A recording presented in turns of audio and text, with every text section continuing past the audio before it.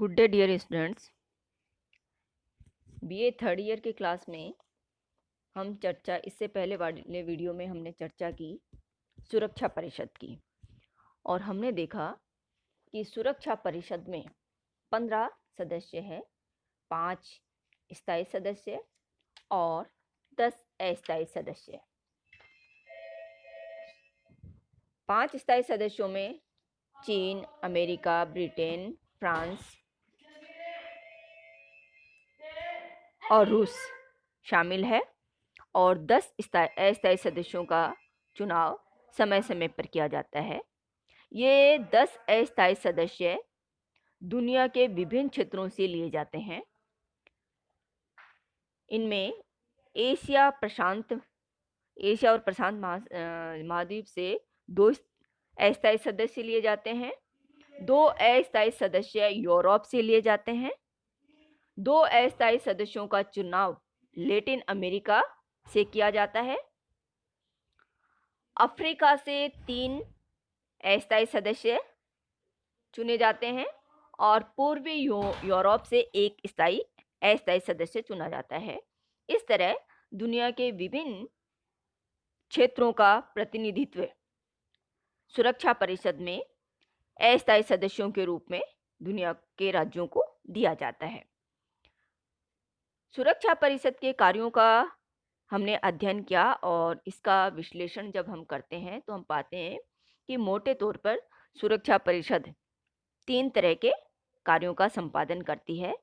पहला है peace keeping, यानी शांति को बनाए रखना, और यह कार्य गृह युद्ध जैसी समस्याओं के निदान के लिए अधिकांश अफ्रीकी देशों में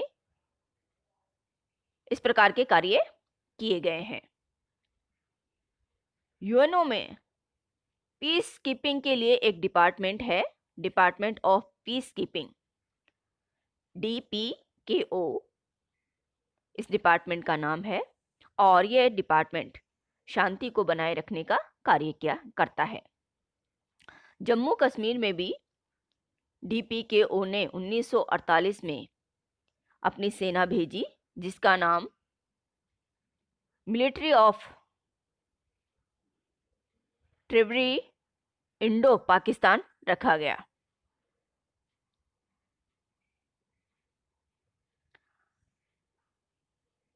अधिकांश अफ्रीकी देशों में यूनाइटेड पीस कीपिंग की गतिविधियां अपनाई गई है, और यह कार्यालय यहाँ काम करता रहता है। दूसरा इसका कार्य है यूएनओ का सुरक्षा परिषद का पीस मेकिंग। पीस मेकिंग के तहत सुरक्षा परिषद आक्रमण के निवारण के लिए सेना भेजता है। अब तक सुरक्षा परिषद के द्वारा उत्तरी कोरिया के विरुद्ध 1950 में, स्वेज संकट के समय 1956 में, और खाड़ी देशों के संकट में 1991 में यूएनओ के तहत सुरक्षा परिषद के द्वारा शांति स्थापना के लिए सेना भेजी गई। तीसरा इसका कार्य है पीस बिल्डिंग। पीस बिल्डिंग के अंतर्गत यह संस्था वार्ता, सहयोग और शांति दूतों आदि के द्वारा शांति स्थापना का कार्य निरंतर करती रहती है। इसके लिए 12 दिसंबर 2005 को यूएन पीस बिल्डिंग की स्थापना भी की गई है।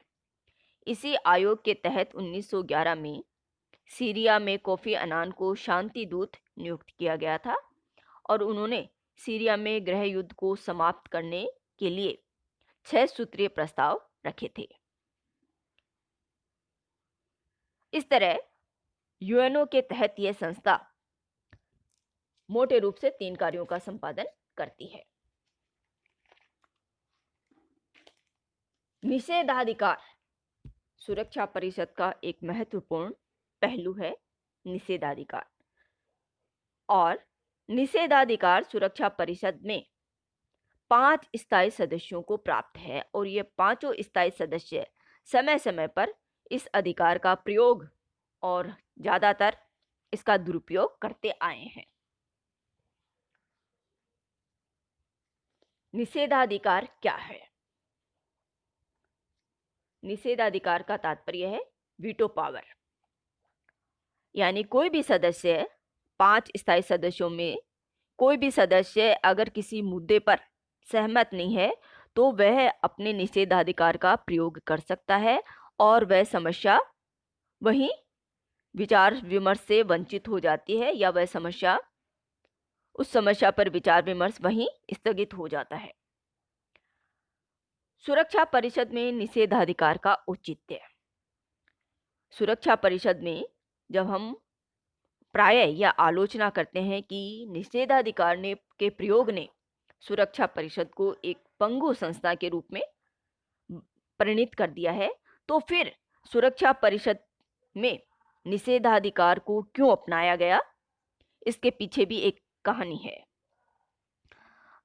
सुरक्षा परिषद में निषेधाधिकार संबंधी उपबंधों का प्रस्ताव अमेरिकी राष्ट्रपति रूजवेल्ट द्वारा द्वितीय विश्व युद्ध के दौरान याल्टा सम्मेलन में रखा गया था, जिसका रूसी राष्ट्रपति स्टालिन और ब्रिटिश प्रधानमंत्री चर्चिल ने समर्थन किया। अमेरिका और रूस का मानना था कि महाशक्तियां ऐसे किसी भी संगठन में भाग नहीं लेगी जिनमें अन्य राष्ट्र केवल बहुमत के बल पर उन्हें झुकने को बाध्य कर दे। यानी महाशक्तियां अपनी विशेष अवस्था को यहां बनाए रखना चाहती थी। अमेरिकी सीनेट ने किसी भी मूल्य पर ऐसे चार्टर की पुष्टि नहीं करने की बात कही जिसमें उसको विशेष स्थिति प्राप्त न हो। दूसरा, रूस को राष्ट्रसंघ से निष्कासित कर दिया गया था।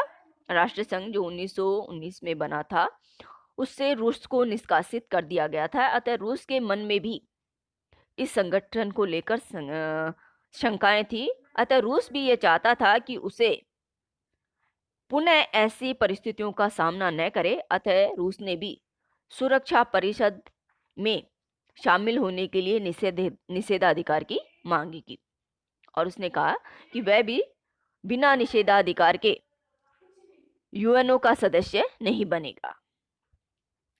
सैन फ्रांसिस्को सम्मेलन में महाशक्तियों के प्रतिनिधियों ने निषेधाधिकार के बिना किसी भी संगठन में शामिल न होने की चेतावनी दी थी।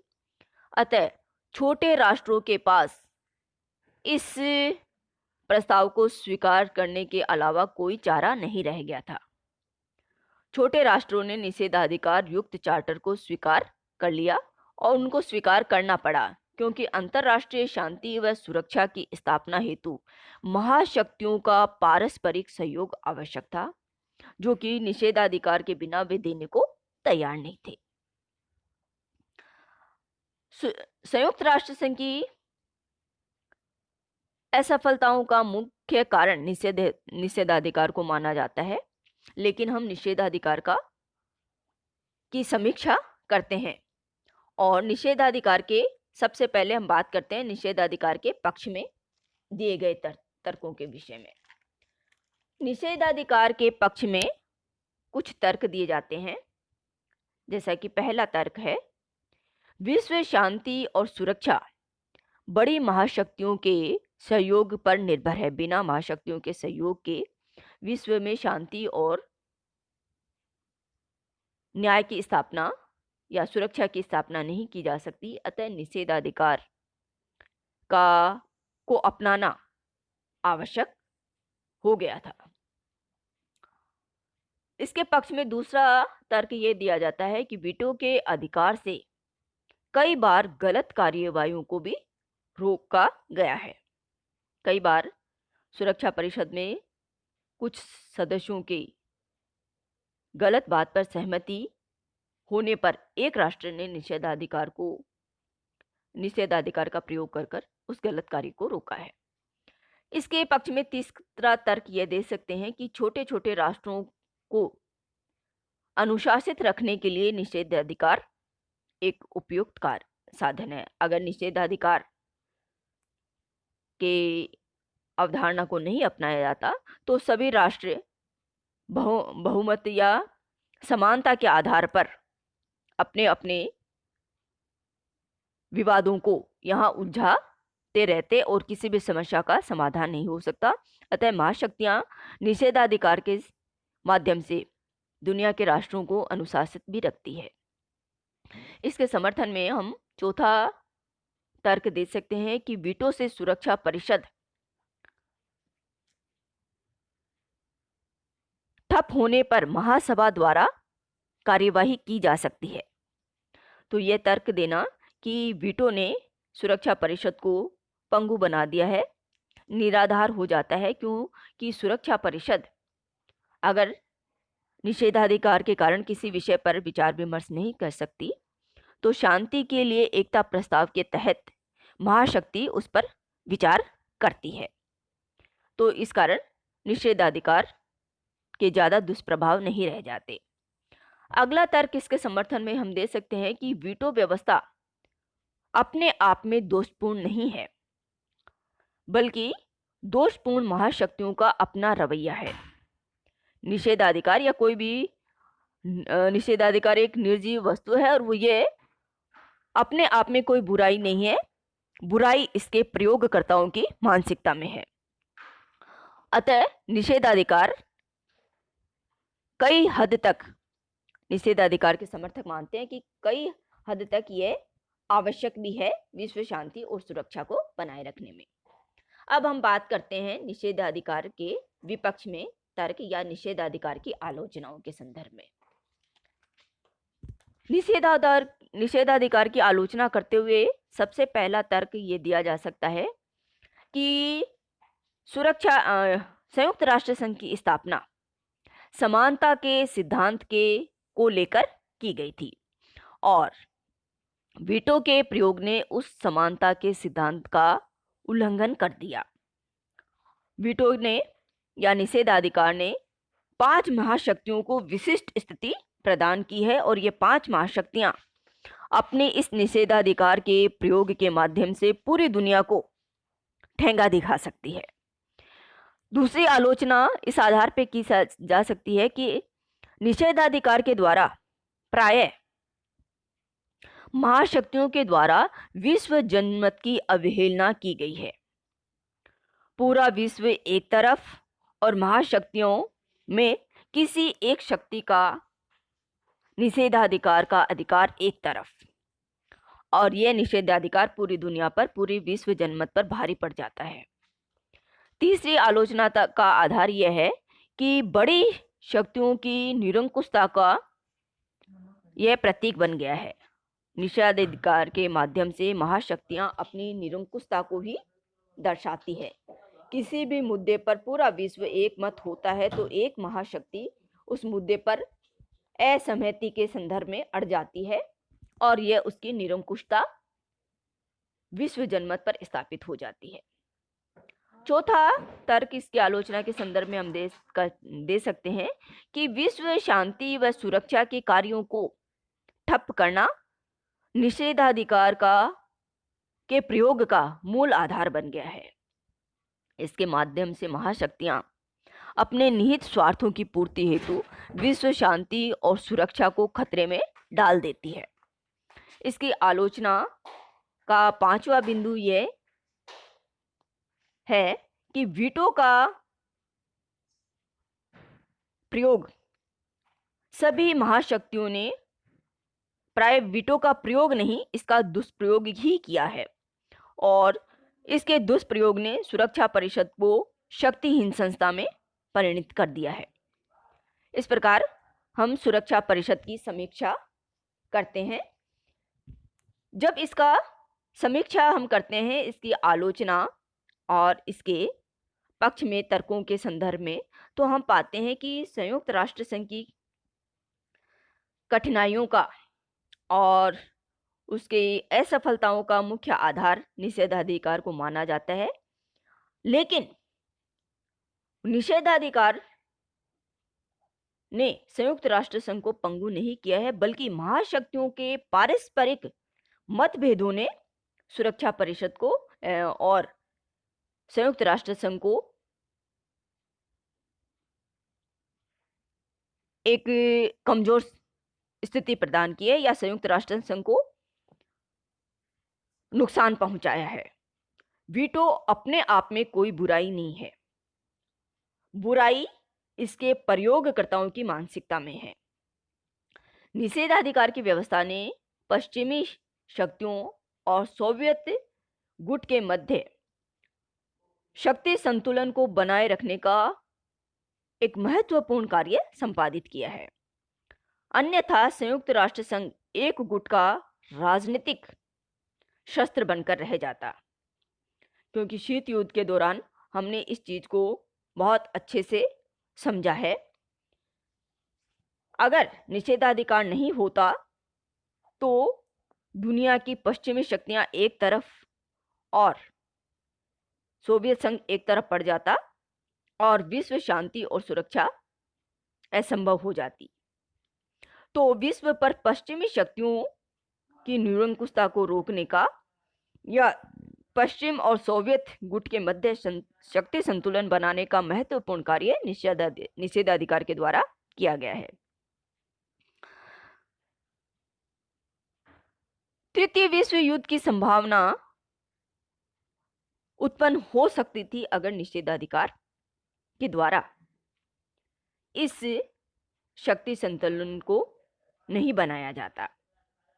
सुरक्षा परिषद में अनेक ऐसे अवसर आए हैं जब निषेधाधिकार की व्यवस्था सुरक्षा परिषद के गलत निर्णयों को रोकने में कारगर रही है और पीड़ित पक्ष को न्यूनतम न्याय दिलाने में सफल रही है।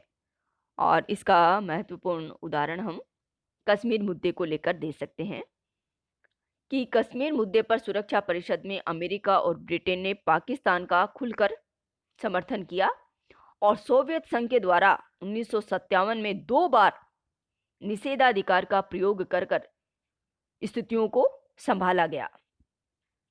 1971 में भारत पाक संघर्ष के मामले में भी चीन के लिए रूस ने 2-3 बार निषेधाधिकार का प्रयोग करके बांग्लादेश को न्यूनतम न्याय दिलाने का कार्य किया। तो हम ये कह सकते हैं कि निषेधाधिकार को प्रयोग करने की मानसिकता गलत रही है और निषेधाधिकार ने कई बार न्याय की स्थापना, तृतीय विश्व युद्ध को रोकने और किसी गुट विशेष के गलत निर्णयों को रोकने में महत्वपूर्ण भूमिका निभाई है। निषेधाधिकार अपने आप में गलत नहीं है, इसके प्रयोग करने वाले राष्ट्रों के मतभेद इसको गलत बना देते हैं।